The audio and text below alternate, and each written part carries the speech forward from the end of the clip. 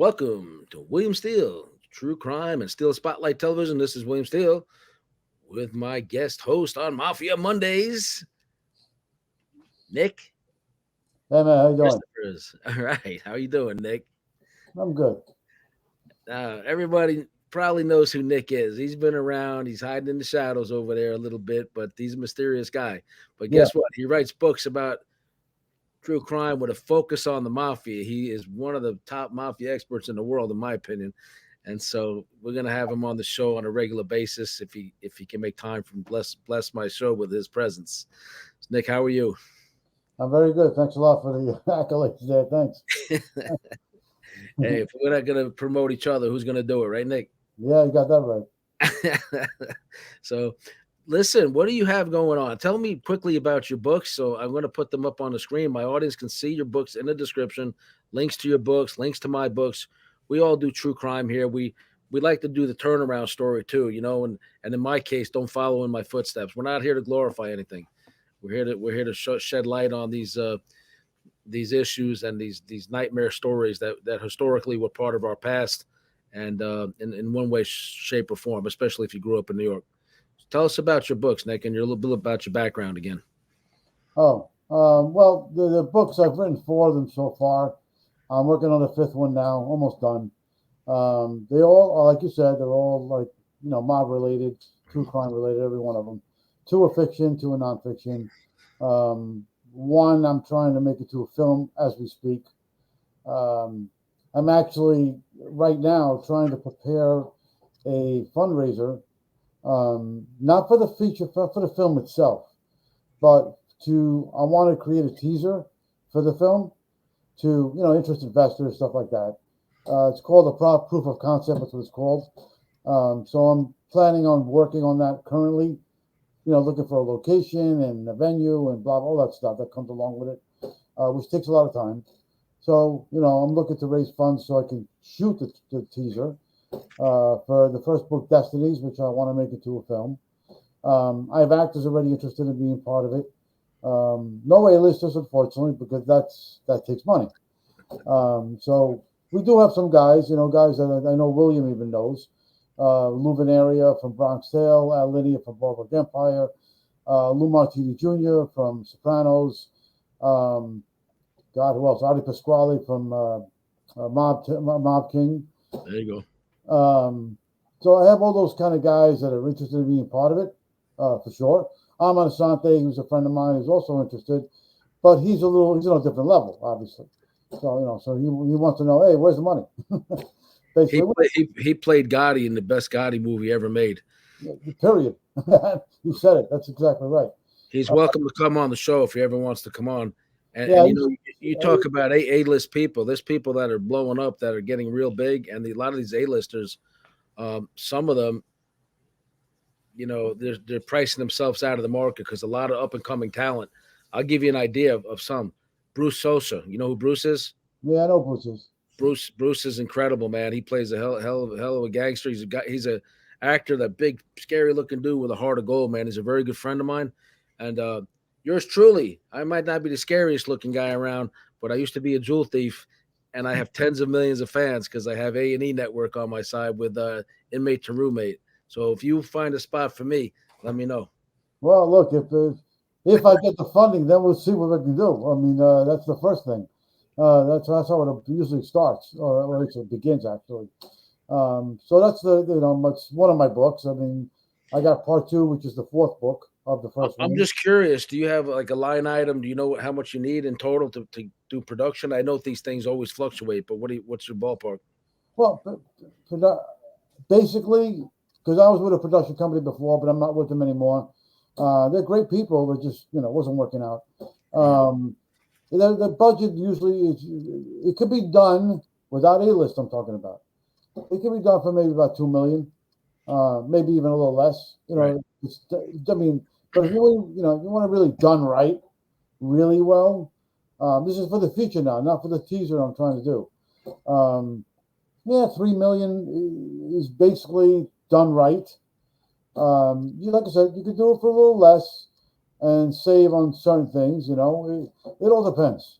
But that's the ballpark. so to A speak. lot of those variables, there's really good filmmakers out there that, with independent. I'm not some kind of expert, but I've done a little bit of studying on it.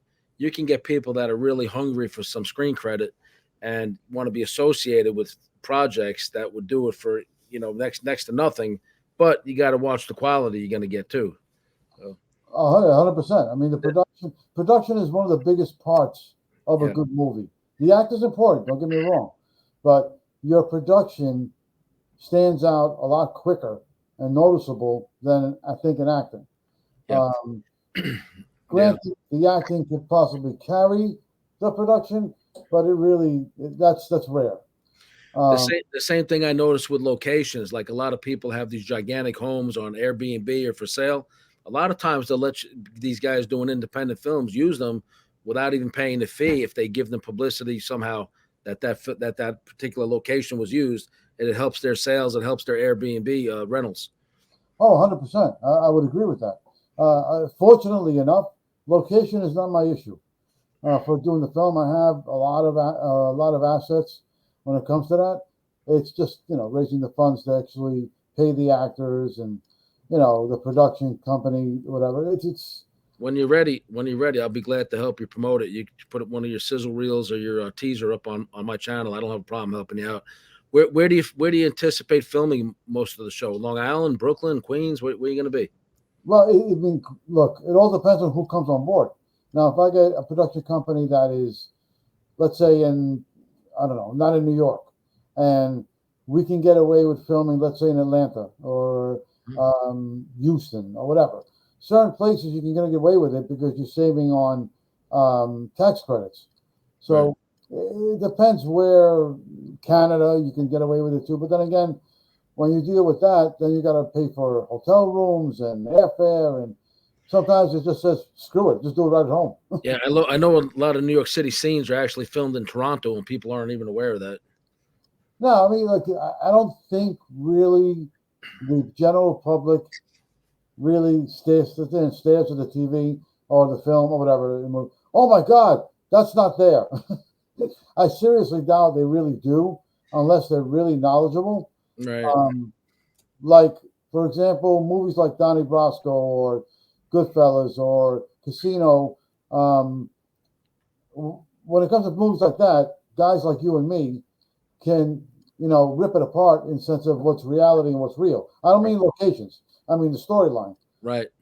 Like Donnie Brasco, I can rip that movie apart. Everything about it is wrong from the beginning to the end. It's inaccurate. But that's only because I know and you know. Right. But the general public has no clue. They believe what they see, because they don't know any better. But the guys that are in the know, like guys like you and I, we can, chew it up and spit it out, basically. Yeah. But again, scenes like Sopranos wasn't even the show was sometimes it wasn't even filmed in Jersey. It was filmed somewhere else. But people don't, like I said, Where did they film that? I'm not aware where they filmed it. they filmed most of it in Jersey, but they didn't film areas in like I think they did some in Connecticut. I think in Philly. Different locations for different reasons, different purposes. Um, it all depends. Like you just said, some of them, Law and Order. I know sometimes films in Toronto, like you said, Mhm. because again, they're saving money on certain whatever tax credits they're saving on, which makes a big difference when you're filming because you Right. want to save money. So it all depends. But those are the first two books I said mentioned. Then I got two other ones. One is I did with Johnny A. Light, who was the ex bodyguard of John Gotti Jr. But it's not about Gotti's. It's not about them. It's about prison, how to survive in prison, and how to be able to get out in one piece, so to speak. It's a very raw book called Prison Rules. Then the third one was about the Greek mob, my people, and how they work with the Italians and the Irish and the Albanians and all them. That's the third book, which right now I'm in the process of getting it republished. Should be out in about a month or two with a Canadian publisher. So that's kind of what I'm up with all that. Nick, you're all over the place, and we told your story before. I think you said your dad owned a little restaurant or something, and the guys were coming there dropping off envelopes of money. One day you took a peek, and you realized what was going on, and then I think you started selling the tickets in your school or something, and you got in trouble.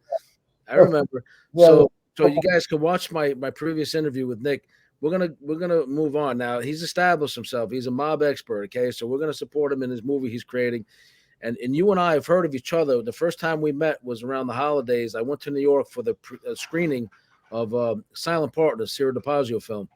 Now they're still filming some of that. I spoke to Cyril over the last few days. He's giving me a little something in there, so I'm going to be down in Florida the next few days. Were you actually in? I forget if you were in that or not. No, no, no. I wasn't in there. He never. He mentioned it a while ago. Oh, would you like to be in a film? I'm like, okay. Yeah, I've done a little bit of acting. I'm not a good actor. I'm not. People tell me I'm pretty good because I just play what I know. Uh, Playing a wise guy in all reality, anybody can do that.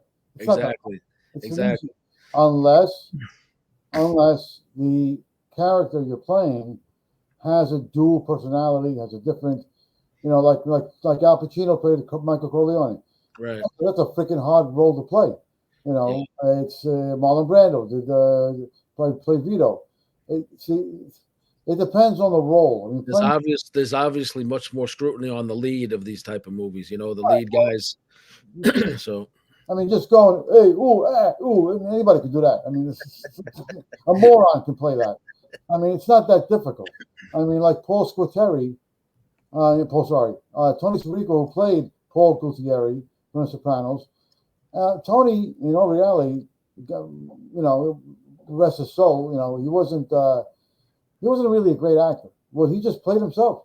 He basically just did whatever he normally did because he came from that world. right. And so it was easy to do. Like guys, you and I, we can play gangsters fucking with our eyes closed. Yeah. Reason because we've been around them. We know how they act. We know how they talk. Like my brother, who was not from that world, never hung around with the girl. He would never know what the freaking first thing to do. He'll just think that, hey, ooh, is the way to do it. Those guys don't even talk like that. Right. Salary. Okay, let's go on. Now we established a little more of your background and your creds. Let's talk about the state of the New York mob today, to the extent you can. Wasn't there just a big bust that was in New York or something like a few months ago or recently? What's going on up there? The most I forgot about the recent one. I remember there was. It was sometime early last year. I can't honestly. I forgot who exactly that was, but I do know right in my own neighborhood.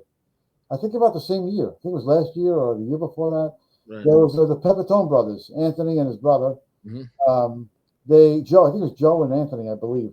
Right. But I met Anthony a long time ago because they owned a soccer club in my neighborhood here in Long Island, and there was another one town over from me, which was a gelato cafe place right on the corner, right down the block from a movie theater.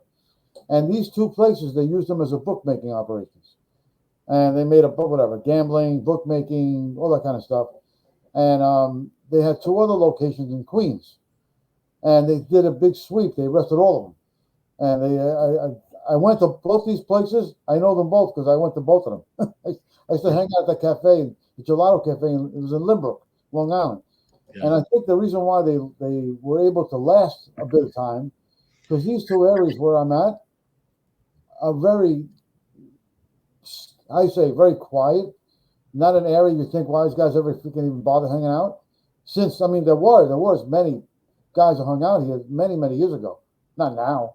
So this was when I found out that when I went to the cafe like a couple of weeks after the bust.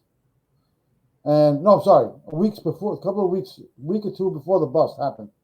And I went by the gelato place and I'm like, oh, where's everybody? Nobody said anything to me. They said they're not here right now. But initially what it meant, I found out later, they all got arrested. And they shut down. The gelato place is still there, but they shut down the soccer club. And now I figured, now I know why. Well, we know with the up and coming of this since the 80s, the racketeering laws, a lot of things have changed. A lot of these guys are now informants. They're all informing on each other, and the real wise guys are the ones that stay away from the mob. So that's the real wise guys, because they're wise to stay away because they know that the guy that they think is a friend today is going to be on the stand against them tomorrow. Either that or whack you, one or the other. Yeah. Your best friend's the one who takes you out. Yep. So yeah, I mean, that world, like it's not the mob in general doesn't have the kind of power it used to have. They're still there. Don't get me wrong; they're still around. They just don't have that power base they had before. Um, like you mentioned earlier to me before we got on the show about California, and I remember you wanted to mention a little bit about that.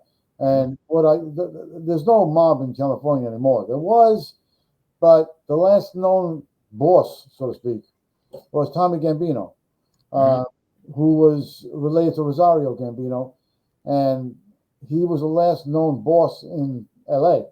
That's after the Milano brothers, Peter and Carmen Milano and Jimmy Cacci. Jimmy Cacci actually was close to a friend of mine. His name was Kenji Gallo and Kenny Gallo. He was half Japanese, half Italian, and he used to hang out with Jimmy Cacci a lot. Right. And Kenji flipped eventually. He came out with his own book called Kill Shot, I believe it's called. Pretty interesting book. And that's the last known. I mean, guys. I mean, Joey. There was another guy called Albert Ivarone. He was right before Tommy Gambino, but he was. They whacked him. Joe Todaro from the Buffalo Crew, who had the Buffalo Crew had some power in L.A. And Joe Todaro killed. He had Ivarone whacked, and that's when Tommy Gambino was ushered in. Which was the Gambino that was active in the garment industry in New York? Oh, that was Tommy. That's him. Yeah, that's him. Yeah. And no, actually, this is his. I think his nephew, or it's not the Tommy Gambino that we know of. The Tommy Gambino that we know of, I think, passed away, I believe. Okay. He was running the garment. That's right. The Gambino's run the garment industry since Carlo Gambino, way back when. Yep. You know. You and I earlier today, and historically, we're looking into a lot of things going on in California because, my fiance's got ties out there, and she's a fraud examiner and a forensic accountant, and we know that there's a massive Armenian organized crime presence out there, especially in L.A. Now, there's been a lot of corruption and stuff with the law enforcement. I think the FBI was, had some corruption issues in dealing with them. Some local lawyers out there, but they're also pretty strong, or they were, in Fresno, California. And in Fresno, California, I sent you some articles historically. A lot of them are older articles and all that, different mobsters out there. But 2 years running, Fresno, California, the most corrupt city in the United States. They just got voted that again. So there was a whole lot of things going on there down there. Her stepfather was murdered over stocks, and the stockbrokers firm getting involved and trying to steal the money, and succeeded. And a lot of organized crime, corrupt cops coming after family members who tried to expose this. So I was just wondering if you heard about the massive amount of corruption in general in Fresno, and especially anything with the Armenians or the police departments. The police out there were really infested with different gang members. I'm not going to say the name of the main gang, but one of the Hispanic gangs becoming police officers and getting in there. And then you had some other guys that were allegedly white supremacists that were very active. They were roided up, and they were doing a lot of work for people.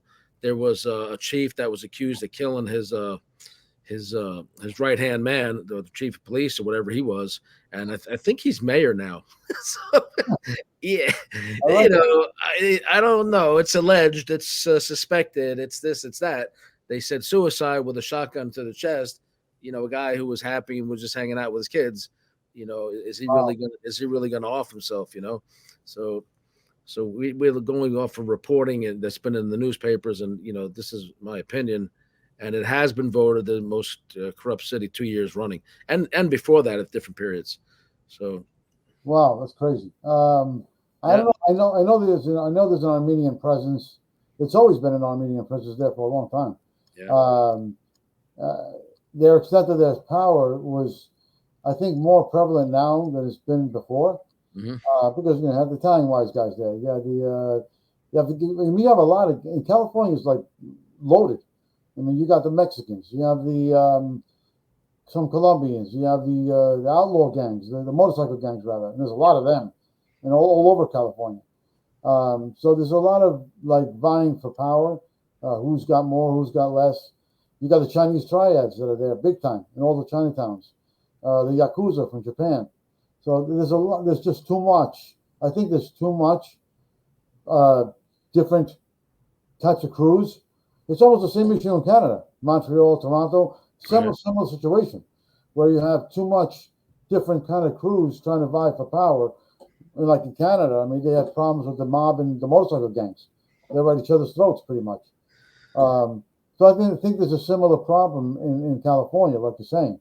The Armenians, I think, were I think it was one of the guys was Sikorian, I think his name was one of the main guys in one of the main bosses there, rather.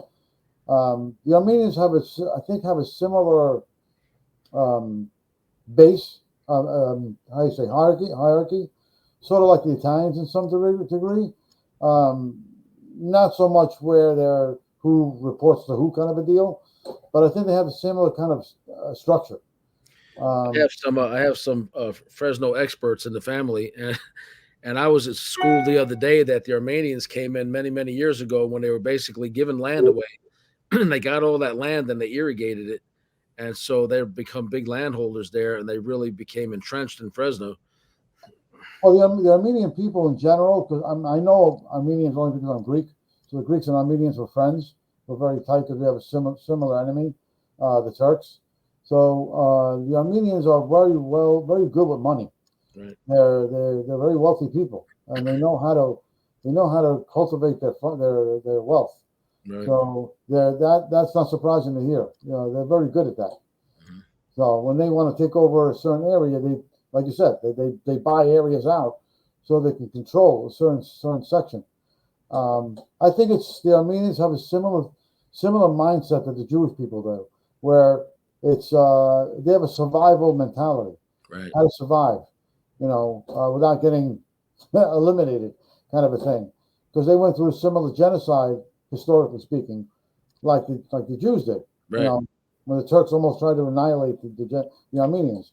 Mhm. So I think they have that kind of mentality. Like let's take over this area so nobody comes and takes it from us or whatever. I Right. think they have that kind of a thought pattern. You know, I think that might be the case. Let me ask you this. So back to New York City, right? So I go back. I did 18 years in prison for nonviolent crime. It's my first time back. I run into you. I go to the movie premiere. My mother passed away when I was in prison. I went to the cemetery on Staten Island. Um, Drove by a few critical locations for me in my life. Did some filming. I go to my old neighborhood. Gravesend, Sheepshead Bay, Bensonhurst. 86th Street's changed. Avenue X, where I grew up, changed. My street has nothing but gigantic mansions on it.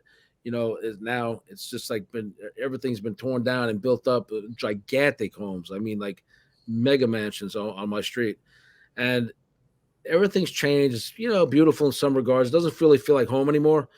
I noticed there's a building downtown, so I go I go downtown Brooklyn, and I'm staying at a hotel, and when I'm looking for the parking in my rental car, right? And I noticed the Board of Health is still there. Junior's Cheesecakes is still there, right?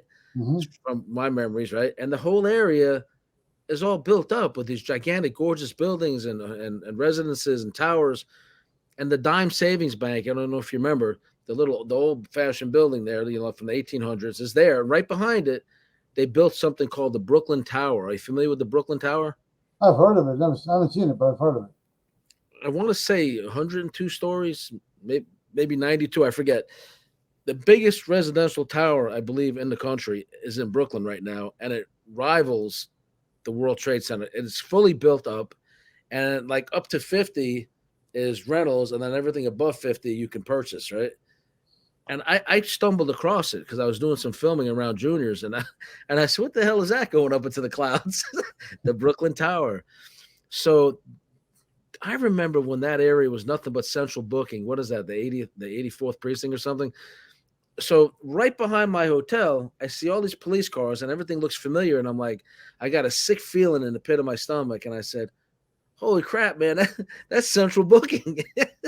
I can't tell you how many times I was in and out of that place before you go to Rikers, before you go to Brooklyn House.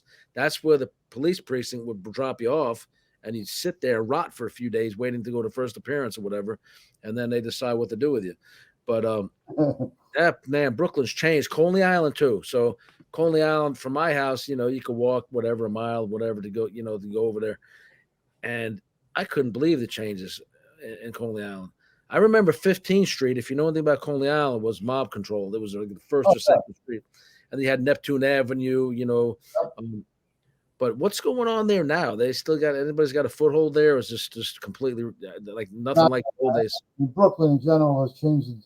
The areas you mentioned, the areas I used to hang out with I used to hang out on Bay Ridge and Bensonhurst a lot. Right. I used to go to Bensonhurst or 71st Street, 71st Street, 18th Avenue. I used to go to Cafe Bella, Cafe Medalucci across the street. Used to hang out there a lot. Used to go to the Oriental Manor. I'm Mama Leone's on 86th Street. Of course, the Vegas Diner. Everybody went there after the clubs. Back in the day, Pastels, Turquoise on Pastels. Oh my God, I can tell you a story about Pastels. Oh yeah, I mean, all those places are pretty much gone. Do you remember Franjo Lee, the singer from the 80s? Of course, yes. I went to her concert at Pastels. Okay, she played there, and that play was mobbed up back in the day, right? So yeah, I was young. I didn't really know who was who, but I was probably, I don't know, 16, 17, something like that. And I'm there with my girlfriend, and she goes to the restroom, and these big Italian drunk dudes starts to follow her in there. And I said, "Oh, yo, yo, yo, yo." And he came out and started getting in my face, and then other guys got around me. And he said, "You know who I am? It's whatever he was saying."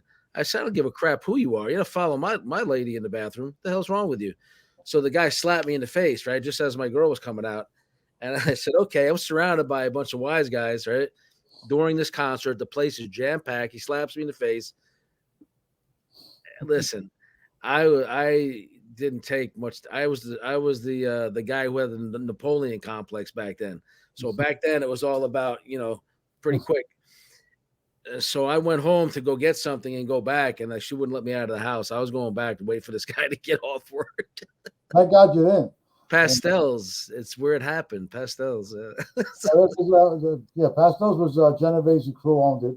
Yeah. Not owned it, but that was their joint. They were always in the VIP area. You see them back there all the time. I was there. I went there many, many times. That place and Turquoise, which was on 4th Avenue. My friend John Booby Sorsani, who was with Sonny Black's crew, he owned a piece of it. He owned a piece of Turquoise and the restaurant not too far down called Ponte Vecchio's. So I used to go to both. John passed away many years ago. Of course, they got Lenny's Pizzeria on 86, famous for John Travolta being there in the opening scene. Yeah, and that's gone too. 86th Street. I'm sorry, 18th Avenue off 86th Street. That family only sold that in the last year or so. I remember because is it still open as Lenny's or something else? I forgot when I went. I don't think it's open anymore. I don't know if somebody's taking it over. I'm not sure, but yeah, you're right. But about a year or two, they sold it. I think it's something to do with the lease or something. And it's a shame because that was like a landmark pretty much.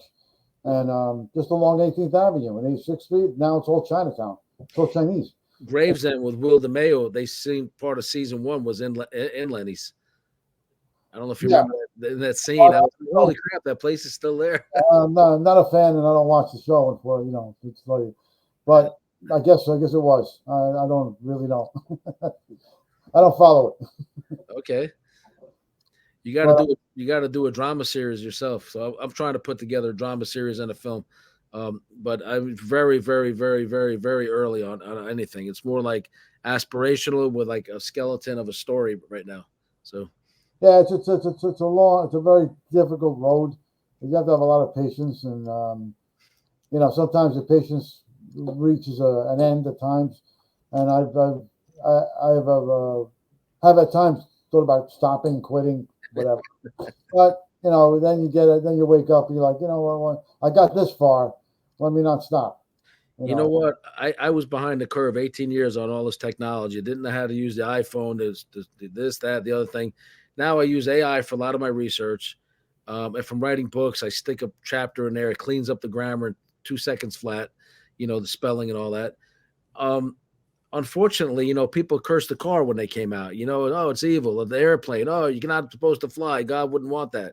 You're not supposed to use the internet. It's evil. It's too much information. Yeah, the same thing's going on with AI right now. There's people who love it. There's people that hate it.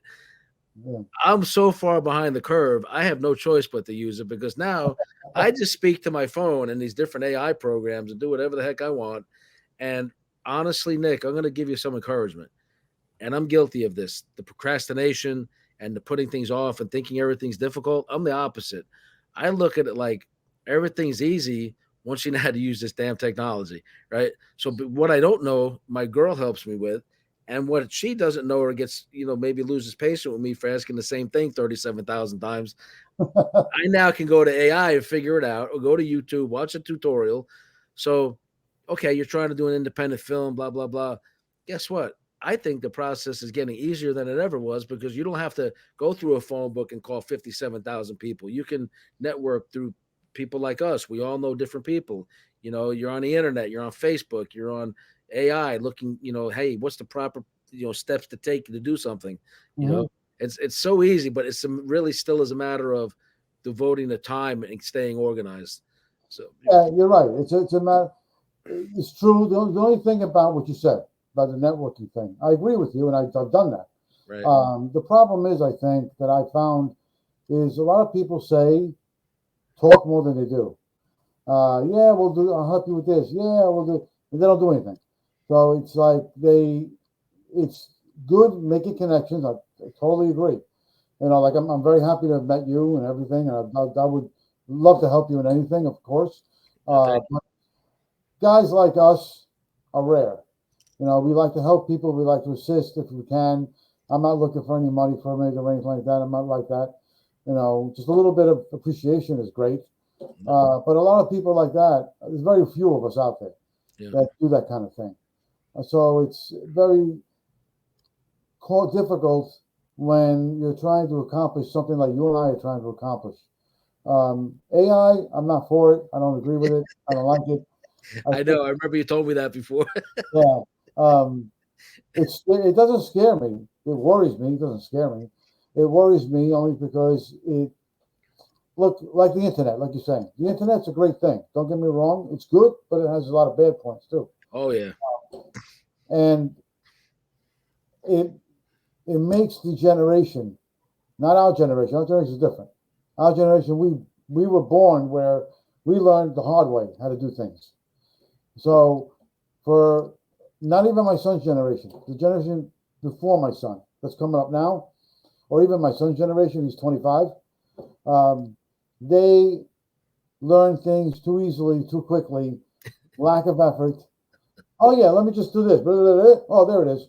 On computer. So it's they don't they're the lack of energy or effort they put into something is very little because it's so easy to find anything, right. which is good and bad. I mean, finding something quickly, which is great, but at the same token, you're taking away the work ethic is not there. So AI cuts the whole work ethic out the window. I don't know if you believe in aliens, but the stereotypical alien gray, right? The gigantic head, the scrawny fingers. So maybe that's like us in the future, and there's so much thinking and knowledge. The head has to be bigger, and the limbs are scrawny because there's no more work going on. It's all about research. Yeah, well, that's a scary thought. But I mean, like I said, the internet's a great thing. It helps guys like you and I and everybody else. It has its, good things. Like Facebook is a great thing. Only the way I find it, I only use it for business. I only use it to promote my work, whatever, stuff like that. But what I do like about it is that I can reach out to my cousins in Greece and say hello, see how they're doing, see how the family is. That's the great thing about it, that you can talk to people from different parts of the world and Yeah. reach family. God forbid something happens, they can't get you on the phone. You can see it on Facebook or whatever. So that's the good thing about it, where you can reach and talk to, love, family people and people you're in love with, stuff like that, which is good. Same token, it's a great way to hide. That's another thing. It's a great tool for cheating too, for guys like that. Guys who like to do it, women like to do it. So it has its good points and it has a lot of bad points. Yeah. You know, Yeah, a lot of kids get exploited on there. A lot of creepy people on there with the kids, especially. So that's another, exactly. Look, TikTok. I hate TikTok. I think TikTok is very bad. yeah, And I agree. what's very interesting about that, Will, is like TikTok is a Chinese app, and in China, the kids in China don't see what we see. No, they filtered from all the crap. Right. Look what you just said. They're filtered where they can't see the porno and all this other garbage that we see here. And these challenges the kids do that are harmful and can kill them, they're pumping it out to our kids and making them, want to off themselves and hurt themselves. And yet over there, their kids are screened from it. Um, yeah, I think that's some of the issues going on now. Congress, do we ban them? Do we not ban them? And all this, plus intelligence gathering. Even this company Timu, I don't know. I had somebody look into That's shady. Timu. I'm being told, okay, they say they claim to be based and corporate headquartered in Boston, but then when people look into it, they say they're actually an intelligence apparatus for the Chinese intelligence. Yes. Listen, I made the mistake of putting them on my phone, and then I heard that, and I took them back off. But once it's on your phone, they say it scoops all your information. Your phone. I don't know if it does or not, but that's what they say. Takes all your photographs, your personal conversations.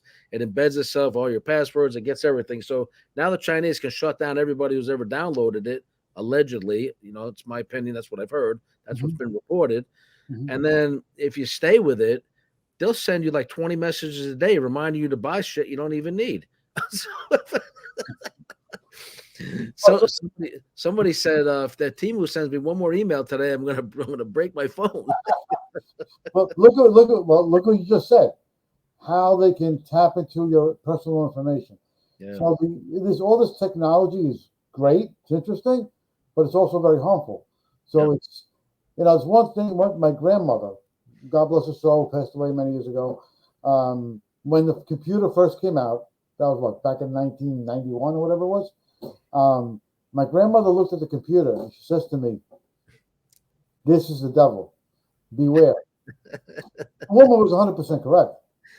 And she knew nothing about technology because the grandmother, she was like, what, 90, whatever it is. So what does she know about technology? So she saw it as an evil. And I think she was right on point. Because there's so many bad things happening. You hear kids committing suicide. Keep in mind this, right? All through history, no matter what the invention was, people said it was evil. The airplane came out. We're not supposed to fly. If you're flying, it's evil. The internet, cars, the wheel, the fire, until people like catch on, like it's ubiquitous in life, and that you can't really live without these things.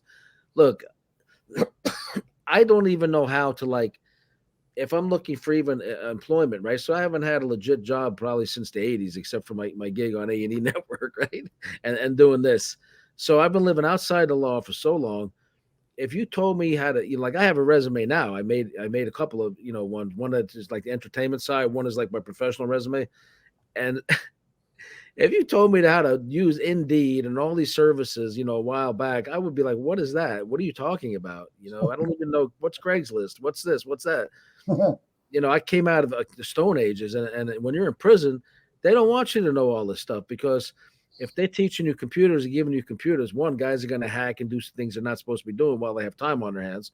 But more than that, I fought for 7 years to get into a computer class when they finally had one. And the same guys were sitting there year after year. Some of them have charges where they're not even allowed to use a computer when they get out. And yet here I was with a release date, and some of these guys have life sentences and they're taking up a seat in the computer class. For 7 years, I'm filing grievances. Let me in the computer class. I have a release date. I don't know how to use a computer. I can never get in there. But guys who aren't supposed to be on them, they're on them all day long, learning just keyboard or whatever. I don't know. They're not on the internet, but they have whatever the features are. Yeah, right? You're right. My friend Phil, my friend Nikki, who's doing life in PA. He's in Allenwood. He was with the Philly crew, or John Stamford's crew. That's the guy. That's the guy you want to profile on my show. We need to do a show about that. I know. He's allowed to go on the computer because you can email each other.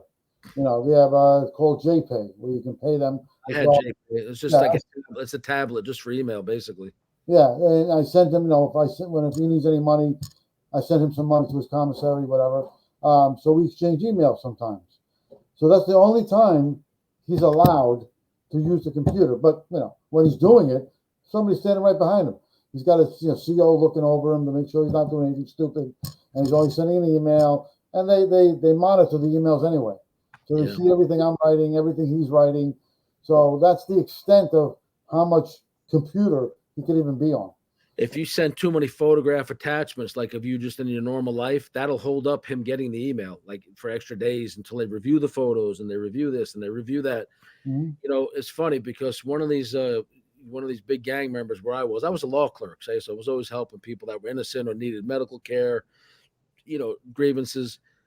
This one guy was getting in like all this like nudity stuff you weren't even allowed to have, pictures of his homeboys with guns and all this, and nobody could figure it out. Well, one of the investigators finally told somebody. They said, we just make him think he's not being monitored, because he would always say, look, they don't monitor these things like you guys think they do. Look what I get in. But what they were doing is they were letting him think he was getting away with stuff, so that when they were talking about stuff coming in, they would catch him, because then he becomes careless. They literally let the pictures come in that weren't allowed, because they were looking at the bigger picture. So, They and were, these guys are so dumb, they just fall right into the investigator's trap. yeah, they were setting him up basically. Oh, that's crazy. But that's stupid too, because let's say if his parole was coming up and they have all this crap, I mean, that's pretty stupid. Yeah, it sure is. Because anything with the signs, the gang signs, the guns, naked women, even in bikinis, is not allowed in. At least where I was, none of that stuff was allowed in. Everything had to be very conservative, very general, family related, whatever.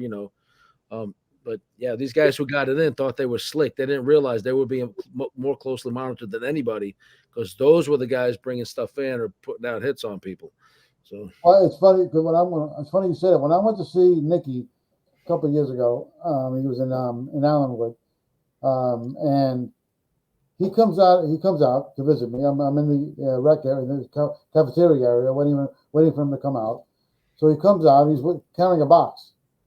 Now in the box, it's all this court paperwork because I'm trying to help him to get out because he's there. He got convicted for a crime he didn't do, right, and I've been trying to give him, help him out to reach certain organizations like the Innocence Project to try to help him to get out. Not that they helped, but anyway, I remember he brought this box out. He puts it on the table, and me and him are looking through it.